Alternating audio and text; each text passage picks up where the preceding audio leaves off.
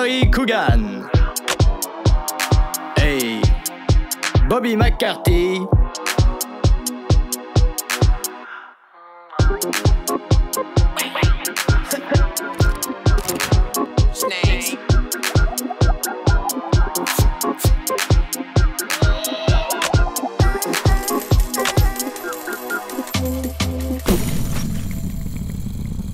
Les putains d'histoires.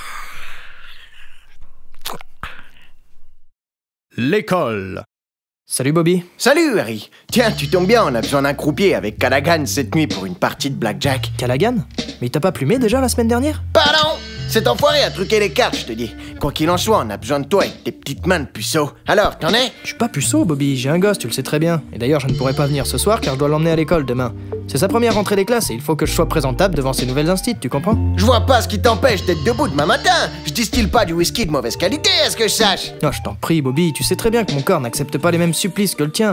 De toute façon, tout ça c'est bien clair dans ma tête. Je rentre manger en famille et demain j'emmène mon petit champion à l'école. N'essaie pas de m'engrainer, je ne reviendrai pas là-dessus. De toute façon, qu'est-ce qu'elle va lui apprendre, l'école? Si c'est pour finir comme son père, bah bravo! Tu le penses vraiment, Bobby?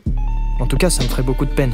Moi, je sais formuler et rédiger une lettre à l'académie pour parvenir à mes fins au lieu d'accumuler la frustration malfaisante des illettrés qui débouchent malheureusement trop souvent sur des actes de violence mal ciblés. Si t'as quelque chose derrière la caboche, je te conseille de cracher vite fait le morceau, petit pédé! Oh Bobby, je t'en prie, je ne crois pas connaître plus d'une personne en ville capable d'enfouir 17 étrons humains dans le bac à sable de l'école privée élémentaire sans aucune revendication précise.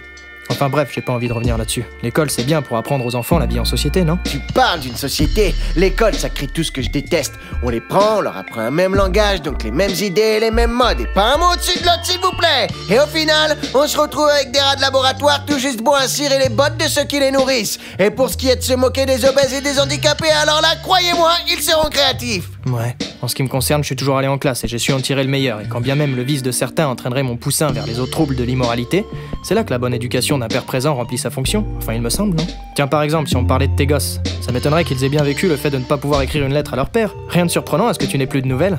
Et puis y a pas que ça, ils ont toujours été impolis et malpropres, la morvonnée, irrespectueux des plus anciens, voleurs, tricheurs, vicieux et menteurs, et aujourd'hui je doute qu'ils jouissent d'une situation stable. Voilà, tu vois, c'est tout à fait ça, la stabilité. Ah, vous me faites bien marrer avec vos idéaux à la mort moelleux. Encore une valeur qui arrange celle qui écrivent les lois.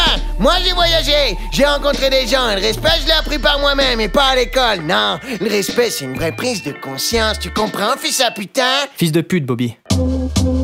On dit fils de pute.